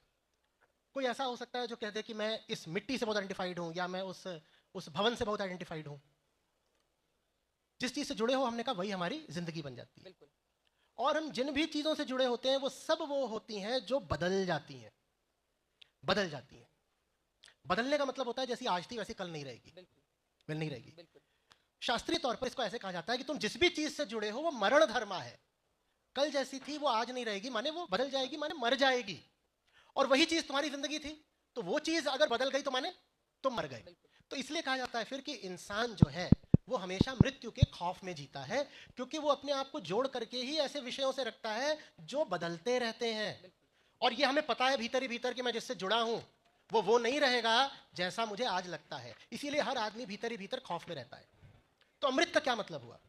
अमृत का मतलब हुआ ऐसी किसी भी चीज से अपने आप को न जोड़ना। पहले नकार की भाषा में बात करूंगा और फिर सकार की भाषा में ही बोल देंगे। नकार का मतलब हुआ अमृत का कि किसी भी ऐसी चीज से अपने आप को मत जोड़ो जो कल तुम्हें धोखा दे देगी। चीज धोखा इसलिए नहीं देती कि उसकी नीयत होती है धोखा देने की, चीज धोखा इसलिए देती है क्योंकि वो मजबूर होती है, वो प्रकृति के अंतर्गत वशीभूत होती है। वो न भी चाहे तो उसे बदलना पड़ेगा। आप कह देते हो मैं मां हूं, मेरा बच्चा मेरी पहचान है, मां है तो बच्चा ही तो पहचान हो गया, वरना मां कैसे? बच्चा न भी चाहे तो बच्चा कल बदल जाएगा। ऐसा नहीं कि बच्चा जानबूझ के आपको धोखा देने के लिए बदल रहा है, बच्चे की मजबूरी है कि उसको बदलना पड़ेगा, और बच्चा जब बदलेगा तो आपको बहुत दुख होगा। तो अमृत का मतलब हुआ अमृत, नकार की भाषा है, मृत, मृत्यु का द्योतक है। मतलब किसी ऐसी चीज से मत जुड़ो जो कल बदल जानी है, जिसकी कल मृत्यु हो जानी है। मृत्यु माने बदलाव, जो आज है वो कल नहीं, इसको मृत्यु बोलते हैं, बदलाव। मत जोड़ो, मत बहुत गंभीरता से लो किसी भी ऐसे विषय को जो परिवर्तनशील है। और सकार की भाषा में इसको ऐसे बोलेंगे कि अपने आप को उससे जोड़ लो जो अकाल है, अनंत है, अविनाशी है, जो कभी बदलने वाला नहीं। ये कुंभ का मतलब है। बहुत सुंदर, बहुत ही सुंदर शब्दों में आपने वर्णन किया है। और यकीनन जितने लोग अगर महाकुंभ में नहीं जा पाए होंगे, इन शब्दों के जरिए वो जरूर अपने आप को वहां पर पा रहे होंगे। अब मेरा, आपने अपनी बातों को कहते हुए कई बार जोड़ शब्द का इस्तेमाल किया है। अब मेरा अगला सवाल ये है, ये जो हमारा समाज है ये आपस में किस तरह से जुड़ा रहे, इनके बीच कोई विभेद ना हो, चाहे वर्ग का, चाहे धर्म का, चाहे जाति का, चाहे पैसों का। ये जो ऊंच नीच की बार बार हम बात करते हैं, देखिए जब हम काफी समृद्ध हो जाते हैं ज्ञान के तौर पर, आप इतना पढ़ते लिखते हैं और आपकी बातें बहुत दूर तक असर भी करती हैं, हम एक दूसरे से किस तरह से जुड़ें ताकि एक समाज के तौर पर हम आगे बढ़ें, एक देश के तौर पर हम आगे बढ़ें। और मान लीजिए एक हमारा दोस्त है, वो पारिवारिक तौर पर बहुत संपन्न है, हम थोड़े कमजोर हैं, तो हम उसको भी मदद कर पाएं जुड़कर, ताकि वो भी अपनी जिंदगी को आगे ले जा सके, बेहतर बना सके। देखिए, हम जब देखते हैं दुनिया को तो यहाँ सब कुछ अलग अलग है। आप बैठिए, मैं बैठा हूँ, हम में भेद ही भेद आपको दिखाई देंगे। ये इतने लोग यहाँ बैठे हैं, किन्हीं भी दो लोगों की शक्लें भी एक जैसी नहीं है। कोई भी दो लोग ऐसे नहीं होंगे जो बिल्कुल एक ही पल में पैदा भी हुए हैं, उम्र भी सबकी अलग है, सब कुछ अलग है। विविधताएं ही विविधताएं हैं, माने भेद ही भेद है, माने अंतर ही अंतर है। तो फिर हम एक कैसे हो जाएं? तो एक हम बस वहां हो सकते हैं जो हम सब में साझा है, और अगर हमने उसको नहीं खोजा, नहीं जाना जो हम सब में साझा है, तो हमारी मजबूरी हो जाएगी एक दूसरे से लड़ते रहना, क्योंकि अलग तो हम हैं ही, हम नहीं इसको इनकार कर सकते कि हम अलग नहीं हैं, और पाखंड करके हम कहते हैं कि हम एक हैं, हम एक हैं। तो ये बड़ी ऊपरी एकता होगी जो चलती नहीं है। हम कह सकते हैं कि भाई हम इस आधार पर एक हैं, उस आधार पर एक हैं, वो बहुत तरह की इस तरह की फर्जी एकताएं लाई गई और इतिहास ने उन सब एकताओं को बिल्कुल खंडित कर दिया, उनको चूरा चूरा कर दिया, कहीं का नहीं छोड़ा। कोई एकता चलती नहीं है।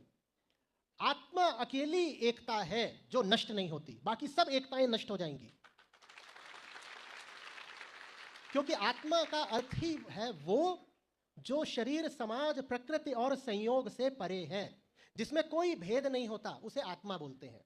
आत्मा माने वो जो ना आपको शरीर से मिला है, न समाज से मिला है, न मन का है, न संस्कार का है, उसको आत्मा बोलते हैं। सारा अध्यात्म आत्मा को ही अनावृत करने का प्रयास होता है कि आत्मा के ऊपर जो मैंने अहंकार चढ़ा रखा है ना, उसकी व्यर्थता देखूं और उसको हटा दूं, छोड़ दूं। और जैसे जैसे व्यक्ति आत्मा को हासिल करता जाता है, वैसे वैसे उसे दिखता जाता है कि जो भेद थे वो तो सब ऊपरी थे, हम भेदों में लिपटे हुए थे। मैं कहूं मैं पुरुष हूं, आप स्त्री हैं, मैं फलाने जगह का रहने वाला, दूसरी जगह की रहने वाली, ये तो ये भेद थे, और जहां भेद है वहां लड़ाई होगी। तो लड़ाइयां लाजमी हैं और लड़ाइयां होती रहेंगी। मनुष्य का पूरा इतिहास लड़ाइयों का इतिहास है। आप हिस्ट्री पढ़ने जाते हो, वहां बार बार आपको क्या बताया जाता है? 1192 याद करो, 1526 याद करो, 1757 याद करो, ये सब क्या है? लड़ाइयों के साल है। लड़ाइयां क्यों होती हैं? क्योंकि हम में और सामने वाले में हमेशा अंतर होता है। लड़ाई होगी जब तक वो भी ना देखे कि वो वास्तव में आत्मा मात्र है और मैं भी ना देखूं आत्मा मात्र है, और आत्मा एक होती है। आत्मा और आत्मा बस एक होती है। ऊपरी काम करने से आत्मा की प्राप्ति नहीं होती है। ऊपरी काम अधिक से अधिक रिमाइंडर हो सकते हैं। अब जैसे अभी आप कुंभ की बात कर रही थी, तो ज्ञानियों ने एक बड़ा सुंदर वक्तव्य दिया है आत्मा के संदर्भ में कि सब वन तो तुलसी भय।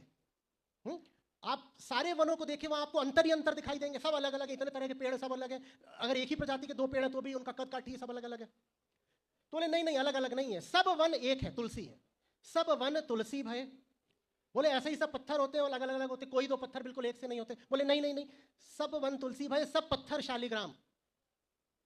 वैसे ही सब नदियां अलग अलग दिखाई पड़ती हैं, दुनिया भर में इतनी नदियां, छोटी बड़ी है वो। बोले नहीं नहीं नहीं, सब नदियां गंगा भई, सब नदियां गंगा है। कब ये सारी विविधताएं कब समाप्त हो गई? जब पाया आत्म राम। सब वन तो तुलसी भय और सब पत्थर शालिग्राम और सब नदियां गंगा भई, जब पाया आत्म राम। आत्मा मिल गई तो सब नदियां गंगा है। आत्मा को पा लिया तो वो जितनी वनों की विविधता है सब हट गई, सब वन तुलसी है। अब किसी पेड़ को नहीं काट पाओगे ये बोल के कि ये तो बेकार पेड़ है, मैं तो बस तुलसी को पूछता हूं। सब वन तुलसी भय और सब पत्थर शालिग्राम, समझते हैं ना, जो दैवीयता का प्रतीक छोटा पत्थर होता है, हमारे घरों में पूजा जाता है, शालिग्राम पत्थर। सब नदियां गंगा भई, जब पाया आत्म राम। तो आत्मा अकेली है जो एकता ला सकती है, वरना तो बस यही है ऐसे ऐसे ऐसे। और आत्मा विविधता को मार नहीं देती। आत्मा तो विविधता का कहती है उत्सव मनाओ, क्योंकि विविधता के रहते हुए भी हम एक हैं। तो तुम भी अलग रह लो, हम भी अलग रह लो, हम अलग रहते हुए भी एक हैं। तुम तुम्हारे जैसे रहो, हम हमारे जैसे रहेंगे, हम फिर भी एक हैं।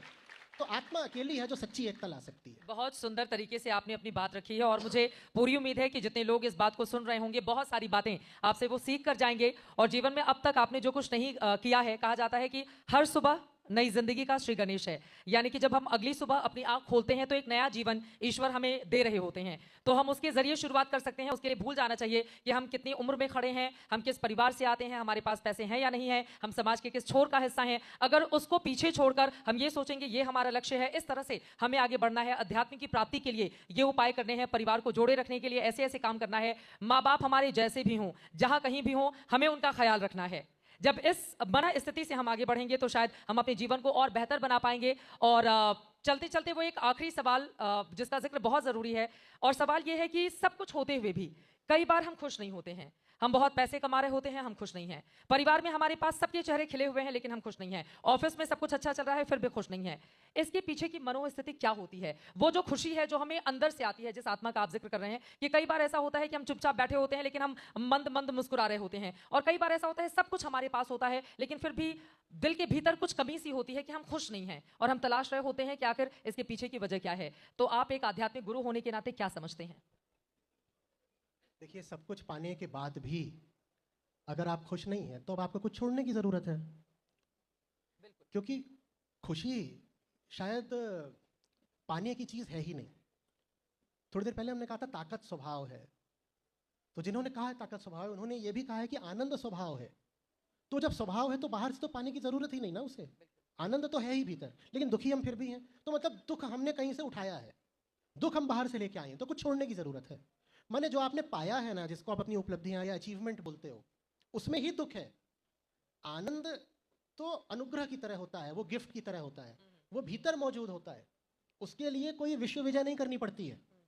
वो है, वो जैसे किसी की भेंट है, तोहफा है, वो उपहार है, वो आप पैदा हुए हो ना, तो आनंद भीतर बैठा हुआ है, पर उसके ऊपर बहुत सारा धुआं जमा होता है। उसको अहंकार बोलो, मान्यता बोलो, अज्ञान बोलो, अविद्या बोलो, वो सब इकट्ठा होता है, वो दुख है। दुख इसमें नहीं होता कि अभी पाने में कुछ कसर रह गई है, दुख इसमें होता है कि बहुत सारी उल्टी पुल्टी चीजें पा ली हैं। दुख पाने में कमी का नाम नहीं है, दुख गड़बड़ चीजों को पा लेने का नाम है।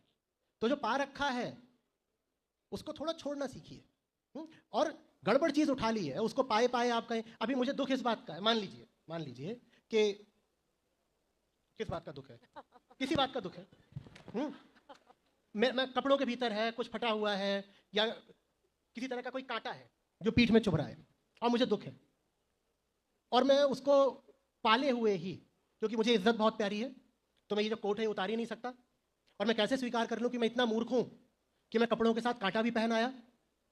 तो ना तो मैं अपनी इज्जत उतार सकता हूं, ना अपने आप को मूर्ख घोषित कर सकता हूं। तो वो कांटा पीठ पर धारण करे करे मैं कुछ पाने के लिए व्याकुल हूं, मैं कह रहा हूं मुझे अभी सुख पाना है, मुझे अभी और अचीवमेंट चाहिए, तो दुख दूर हो जाएगा।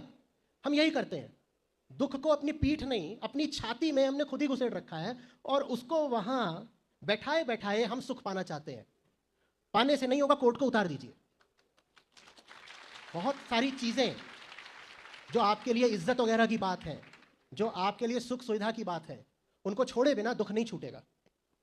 बहुत सुंदर। अब मुझे लगता है चलते चलते बहुत सामने कुछ लोग होंगे जिनके जहन में कुछ सवाल होंगे, पूछ लेते हैं। माइक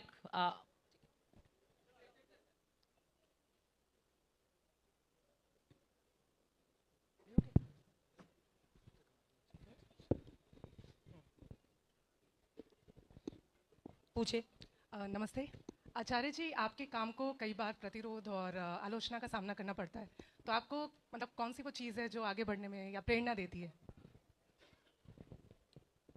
जितना विरोध आता है उतना और पता चलता है ना काम जरूरी है। काम अगर असली नहीं होता तो सब नकली दिशाओं से उसको विरोध क्यों आ रहा होता। मैं सिर्फ यही थोड़ी देखता हूं कि विरोध आ रहा है, मैं ये भी तो देखता हूं ना किससे विरोध आ रहा है।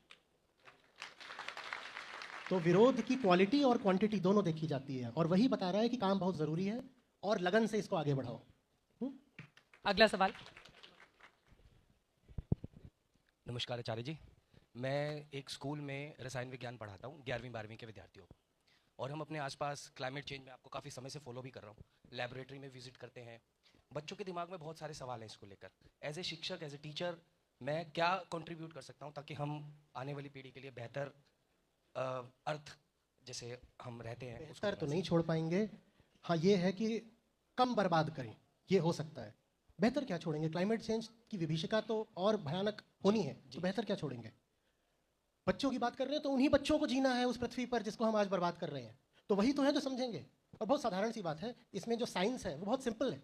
बेटा कैसा लगेगा अगर अभी क्लासरूम में हो, तुमको बाहर धूप में खड़ा कर दिया जाए? तो बोलेंगे धूप में जाएंगे तो 10 मिनट में चक्कर आ जाएगा। बोले बेटा कैसा लगेगा अगर आज से 20 साल बाद जो बाहर का टेम्परेचर है वही क्लासरूम के अंदर होने लग जाए? तो यही होने जा रहा है।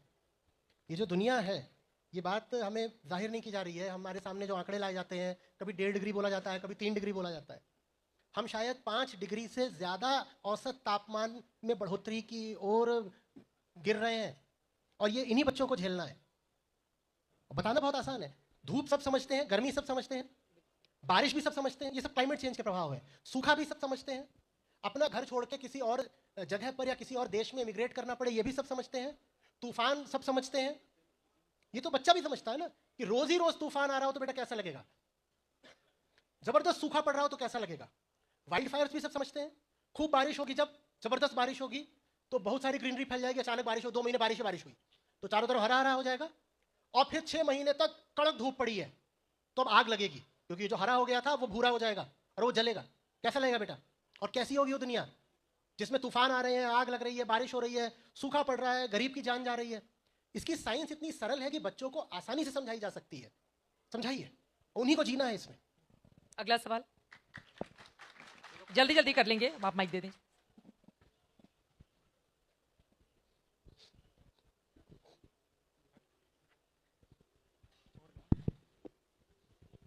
पूछें पूछें।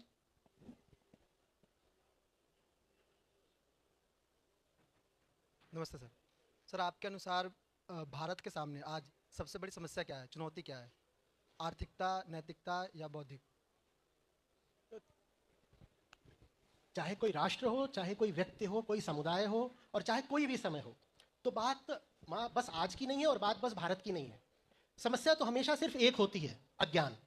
उसके अलावा कभी कोई समस्या किसी के लिए नहीं रही। भारत क्या है? हम और आप ही तो भारत है ना।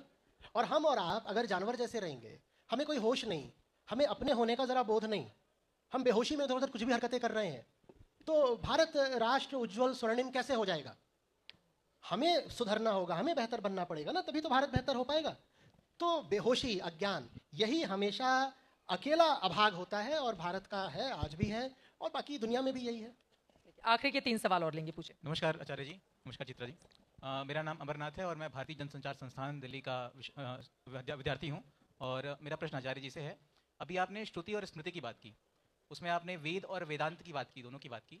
तो क्या वेद और वेदांत में कोई अंतर है? क्योंकि ऐसी कई सारी बातें हैं, जैसे कि कर्मकांड वगैरह, जो वेद का एक हिस्सा है, लेकिन इसे वेदांत जो है सिरे से नकार रहा है। तो इन दोनों में क्या डिफरेंसेस हैं, और क्या वेदांत और वेद में कोई भिन्नताएं हैं? इसके बारे में सर। दोनों के तल अलग अलग है ना। वेदांत नकार की बात नहीं करता। वेदांत अगर कहेगा ये मत करो, तो उसने करने की भाषा में बात कर दी ना। वेदांत करने की या न करने की भाषा में बात करता ही नहीं है। वेदांत जानने की भाषा में बात करता है। कर्मकांड में बात होती है करने की भाषा में, और वेदांत में माने ज्ञान कांड में बात होती है जानने की भाषा में। जानो, जो कुछ भी कर रहे हो या हो रहा है उसको जानो। देखिए, ऋषि हमारे बड़े सत्यनिष्ठ थे, बहुत ईमानदार थे, पाखंड नहीं था उनमें। तो जो पूरी प्रक्रिया रही है वेदों की, वो उन्होंने जस की तस उठा के आपके सामने रख दी है कि यहां से शुरुआत हुई है और यहां निष्पत्ति हुई है। तो शुरुआत हो रही है प्रकृति पूजन से, उसके बाद आते हैं, या उसके साथ ही आते हैं वास्तव में, प्रकृति के प्रति कुछ प्रश्न। और फिर जब आप पहुंचते हो वेदांत में, तो वहां पर आता है प्रकृति का अतिक्रमण, प्रकृति का ट्रांसेंडेंस। प्रकृति से आगे ही निकल गए हम, और वो पूरी प्रक्रिया इन्होंने आपको बता दी है कि देखो ऐसे ऐसे हुआ है, और जो शुरू में हुआ है वो न हुआ होता, तो जो अंत में हुआ है शायद वो भी ना हो पाता। छुपाने की उन्हें कोई जरूरत नहीं थी, तो उन्होंने पूरी बात आपके सामने बता दी है। वहां कोई दो बातें एक दूसरे के विरोधी नहीं है, वो एक ऑर्गेनिक प्रक्रिया है। क्या आप ऐसा कहेंगे कि फल तो रसीला होता है और मीठा होता है, और तना तो कड़ा होता है और खुरदुरा होता है, तो तना और फल एक दूसरे के विरोधी होते हैं? नहीं, विरोधी नहीं होते। वो एक ही ऑर्गेनिक प्रक्रिया, एक ही विकास की श्रृंखला की दो कड़ियां हैं, एक कड़ी पहले की, एक कड़ी अंत की।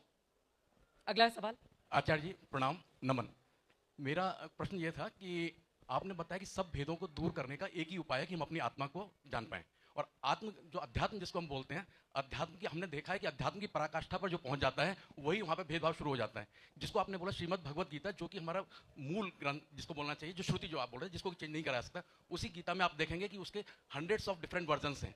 तो उसमें एक गीता जिसने अध्ययन किया है और वो दूसरा जिसने गीता, उसमें देखेंगे कि उसको लैंग्वेज ही नहीं समझ में आ रही कि ये वही गीता जो मैंने गीता पढ़ी है। तो उसमें डिफरेंस इतना क्यों आया जो वो अध्यात्म में ऊपर इतना पराकाष्ठा पहुंचने के बाद भी?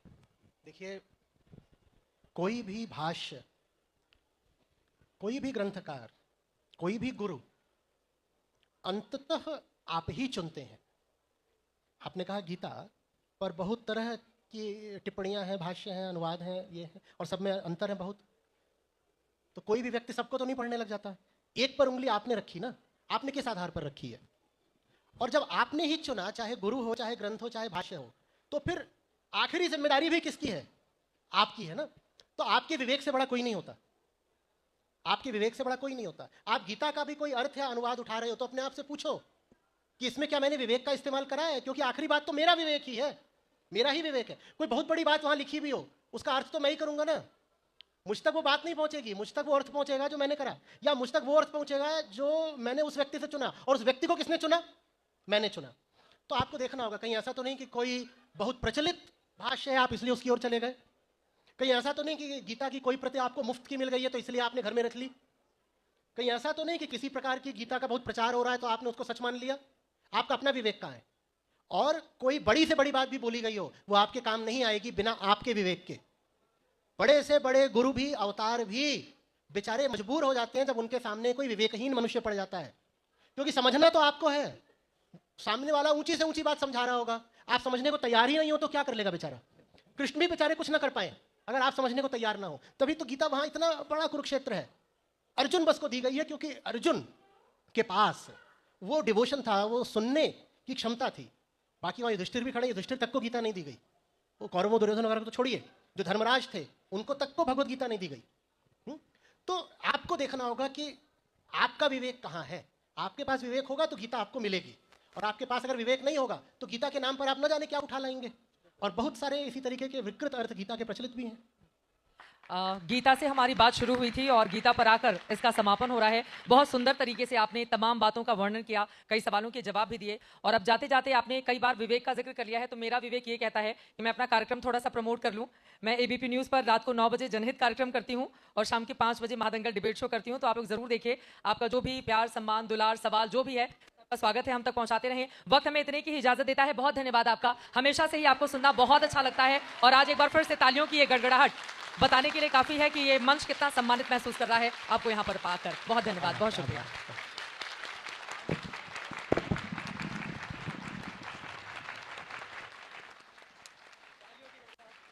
अरे भाई, तालियों की गड़गड़ाहट रुकनी नहीं चाहिए। इस अनमोल चर्चा में आचार्य प्रशांत ने हमें जीवन के गहरे सत्यों से परिचित कराया। उन्होंने बताया कि गीता जीवन सिखाती नहीं है, बल्कि स्वयं जीवन है। जीवन को बाहरी नियमों और सीमाओं से बांध कर नहीं समझा जा सकता, बल्कि उसे पूरी तरह जीकर ही उसकी गहराई को अनुभव किया जा सकता है। हमने सीखा कि अपनेपन के भी 2 स्तर होते हैं, एक जो केवल संबंधों तक सीमित है और दूसरे जो हमें ऊंचाइयों तक ले जाते हैं।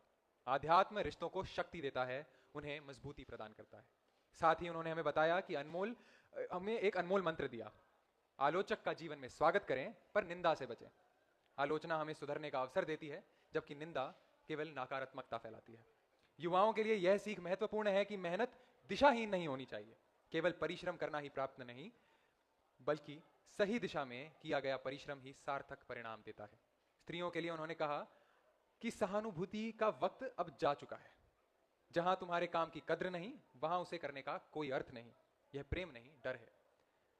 आपको अपने कार्यों और अस्तित्व का मूल्य समझना होगा, और जहां मूल्य ना मिले वहां साहसपूर्वक अपने रास्ते चुनने होंगे। और अंत में सबसे महत्वपूर्ण बात, शक्ति हमें बाहर से खोजनी नहीं पड़ती, वो हमारे भीतर ही होती है।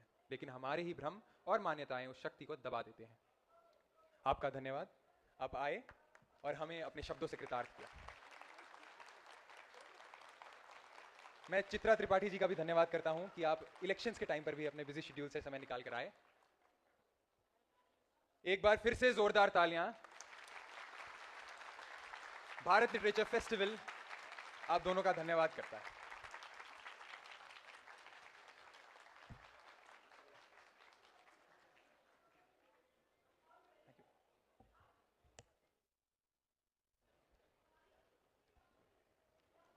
एक जरूरी सूचना, क्योंकि कल 5 तारीख है और कल इलेक्शंस हैं,